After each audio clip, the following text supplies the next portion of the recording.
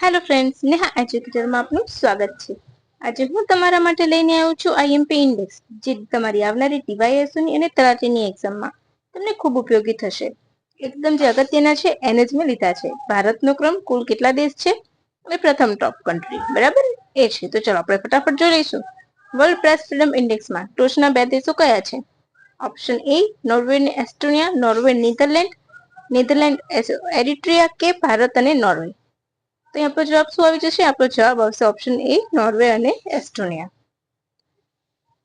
Index ફ્રાન્સના NGO report without border દ્વારા દર વર્ષે વર્લ્ડ પ્રેસ ડેના દિવસે બહાર પાડવામાં આવે છે. પ્રેસ ફ્રીડમ ડેના દિવસે. ઓકે, 180 દેશોનો અભ્યાસ કરવામાં આવ્યો.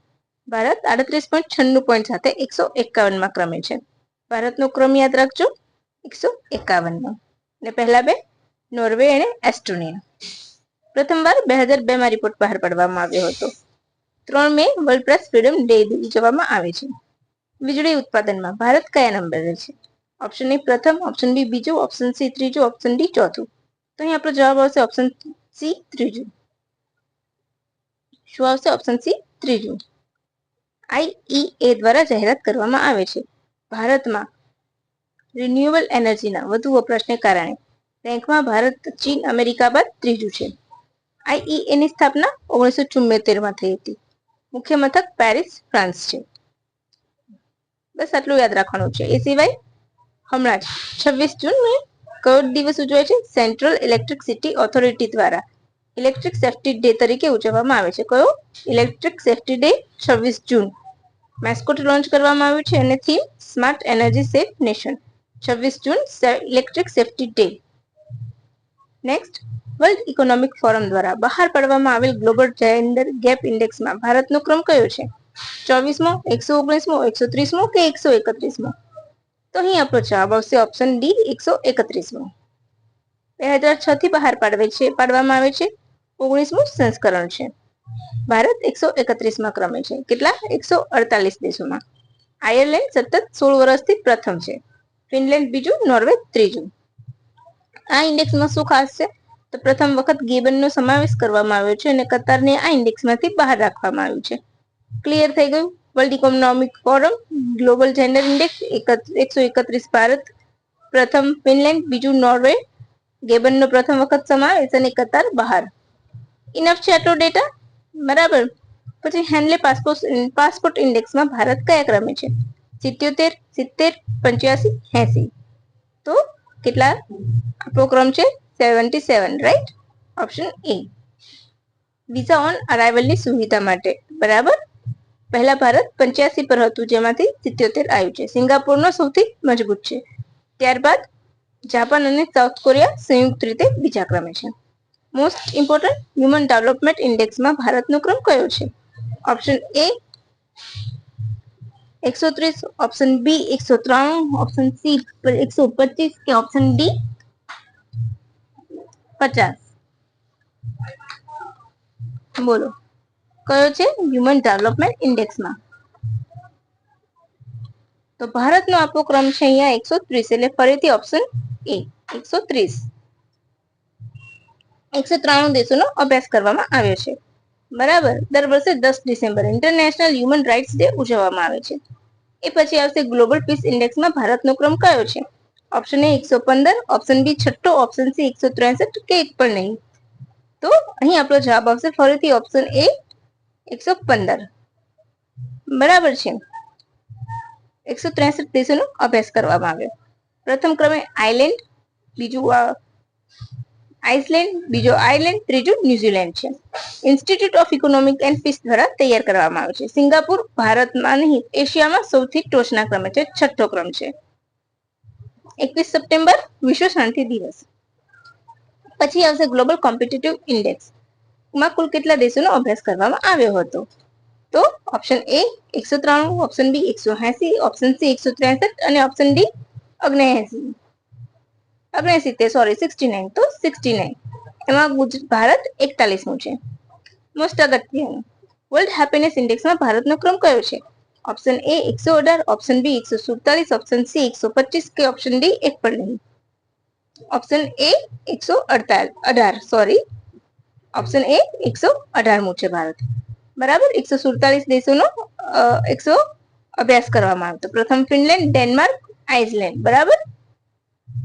દર વર્ષે 20 માર્ચના રોજ ઇન્ટરનેશનલ હેપીનેસ ડે ઉજવવામાં આવે છે. નીતિ આયોગના ફિસ્કલ હેલ્થ ઇન્ડેક્સમાં કયું રાજ્ય પ્રથમ રહ્યું? Gujarat, option B Odisha, option C Goa, option D Jharkhand. તો અહીં આપણો જવાબ આવશે ઓપ્શન બી ઓડિશા. બીજું છત્તીસગઢ, ત્રીજું ગોવા અને ગુજરાત 5મા ક્રમે છે. ફિસ્કલ હેલ્થ ઇન્ડેક્સ પ્રથમ વખત જ બહાર પાડવામાં આવ્યું છે. એમાં નીતિ આયોગ બહાર પાડે છે. ઓડિશા પહેલું, બીજું છત્તીસગઢ, ત્રીજું ગોવા અને ગુજરાત 5મું. યાદ રાખજો.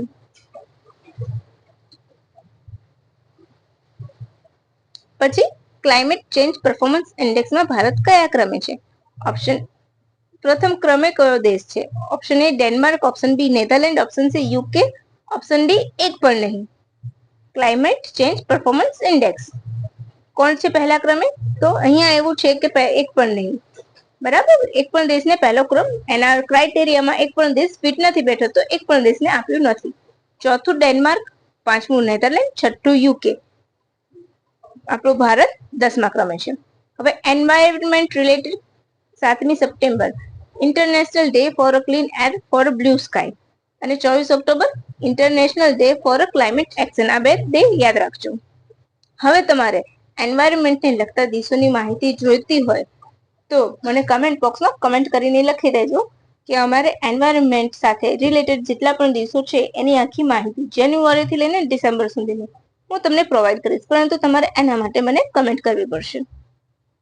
ભારતનો યુએન એસડીજી ઇન્ડેક્સ એટલે કે સસ્ટેનેબલ ડેવલપમેન્ટ ગોલમાં ઇન્ડેક્સમાં કયો નંબર આવ્યો છે? Option A 110, option B 44, option C 99, option D 192.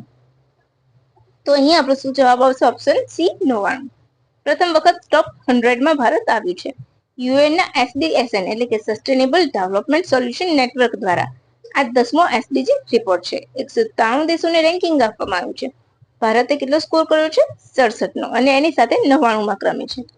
ટોચના 3 દેશો ફિનલેન્ડ, સ્વીડન, ડેનમાર્ક. બરાબર. પંચાયત એડવાન્સમેન્ટ ઇન્ડેક્સમાં પ્રથમ રાજ્ય કયું આવ્યું છે? ગુજરાત, તેલંગાણા, ત્રિપુરા કે મહારાષ્ટ્ર? ઓપ્શન એ ગુજરાત, તેલંગાણા, ત્રિપુરા અને મહારાષ્ટ્ર. બોલો. તો અહીં ફરીથી આપણો જવાબ આવશે ગુજરાત, ઓપ્શન એ. બીજું તેલંગાણા છે અને ત્રીજું મહારાષ્ટ્ર છે. પીએઆઈ પંચાયત એડવાન્સમેન્ટ ઇન્ડેક્સ પ્રથમ વખત શરૂ કરવામાં આવ્યું છે, જેમાં દેશની 2.5 લાખ ગ્રામ પંચાયતના પ્રદર્શન અને વિકાસની પ્રગતિ માપવાનું કામ કરશે. ક્લિયર થઈ ગયું? પંચાયતી રાજ મંત્રાલય જાહેર કરે છે 24 એપ્રિલ પંચાયતી રાજ દિવસ. પછી પંચાયત ડેવલપમેન્ટમાં કર્ણાટક પ્રથમ ક્રમે, કેરાલા બીજા ક્રમે અને તમિલનાડુ ત્રીજા ક્રમે છે. હવે એડવાન્સમેન્ટ ઇન્ડેક્સ અને ડેવલપમેન્ટ બંને અલગ છે, એટલા માટે મેં આપ્યું છે. બંને યાદ રાખજો. એડવાન્સમેન્ટમાં ગુજરાત, પછી આવશે તેલંગાણા, મહારાષ્ટ્ર. ગુજરાત, તેલંગાણા, મહારાષ્ટ્ર. પીએઆઈમાં અને પંચાયત પીડીઆઈ આવશે તો કર્ણાટક, કેરાલા, તમિલનાડુ. ક્લિયર? હવે ભારતના ટ્રાવેલ એન્ડ ટુરિઝમ ડેવલપમેન્ટ ઇન્ડેક્સમાં કયા ક્રમે છે?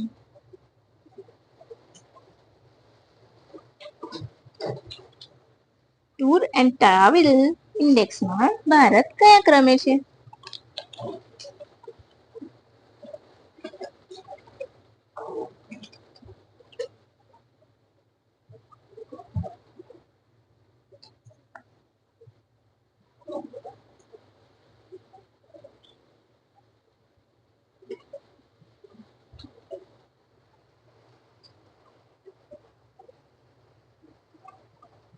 તો અહીંયા આપણો જવાબ આવશે 39મો. Right?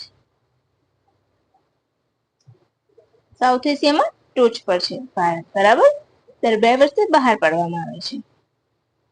2007માં travel and tourism competitive index નામથી બહાર પાડવામાં આવતું હતું. હવે આપણે અગત્યના જોઈ લઈશું. ભારત વર્લ્ડ ટુરિઝમમાં 8મા ક્રમે પહોંચ્યું. યાદ રાખજો. શું યાદ રાખવાનું છે? 8મા ક્રમે. બરાબર છે. હવે પછી તમને ખ્યાલ હોય તો ગ્લોબલ ફાયર પાવર ઇન્ડેક્સમાં ભારત હંમેશા ચોથું હોય છે. એ પણ તમે યાદ રાખી લેજો. બરાબર છે.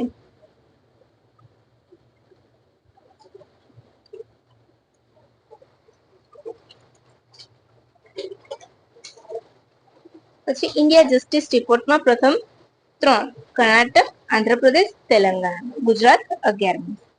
બરાબર છે. World day four international justice 17 જુલાઈએ. ફ્રી સ્પીચમાં ભારત 24મા ક્રમે છે 33 દેશોમાંથી. ભ્રષ્ટાચાર સૂચકાંકમાં ભારત 96મા ક્રમે છે 180 દેશોમાંથી. બરાબર છે, યાદ રાખજો. અને પ્રથમ ક્રમે કોણ છે? ડેનમાર્ક છે. લેન્ડમાર્ક નથી પરંતુ ડેનમાર્ક છે. ઓકે. પછી ગ્લોબલ ઇનોવેશન ઇન્ડેક્સ ભારત 43 દેશોમાંથી 39મા ક્રમે છે. કયા ક્રમે છે? 39મા ક્રમે છે. બરાબર. સ્વિટ્ઝરલેન્ડ પ્રથમ, બીજું સ્વીડન, ત્રીજું USA. Clear? Cover edge state રેન્કિંગમાં મહારાષ્ટ્ર પ્રથમ, ગુજરાત બીજું અને કર્ણાટક ત્રીજું. કેર એજ રેન્કિંગમાં Maharashtra, Gujarat, Karnataka. Global energy transaction ઇન્ડેક્સમાં ભારત 118 માંથી 71મા ક્રમે છે. બરાબર છે. ગ્લોબલ એનર્જી ટ્રાન્ઝેક્શન ઇન્ડેક્સમાં. પછી ગિની ઇન્ડેક્સમાં ભારત ચોથા ક્રમે છે. આર્થિક સમાનતા માટે આપવામાં આવે છે. તો પ્રથમ કોણ છે? Slovakia, Slovenia, Belarus. પ્રથમ 3 સ્લોવેકિયા, સ્લોવેનિયા અને બેલારુસ. તો બસ આ તમારા અગત્યના ઇન્ડેક્સ છે. હવે આની પીડીએફ તમને ઓલરેડી નીચે ડિસ્ક્રિપ્શન બોક્સમાં હું મૂકી દઈશ, પરંતુ હું તમને એટલું જરૂરથી કહીશ કે તમે આ ઇન્ડેક્સ જોઈને જજો. આમાંથી તો તમારો 1 માર્ક કન્ફર્મ થઈ જવાનું છે. બરાબર છે. આમાંથી તમારો એક ક્વેશ્ચન ચોક્કસથી આવવાનો છે, એટલે તમે કન્ફર્મ કરી લેજો તમારો માર્ક આ વિડીયો જોઈને. બરાબર ફ્રેન્ડ્સ? તો ચાલો હવે રજા લઈશું. ફરીથી કાલે મળીશું નવી મસ્ત મજાની માહિતી સાથે. અને તમારે બીજી વધારાની એન્વાયરમેન્ટના રિલેટેડની માહિતી જોઈતી હોય તો નીચે કમેન્ટ બોક્સમાં કમેન્ટ કરવાનું બિલકુલ પણ ભૂલતા નહીં. Okay friends, by friends.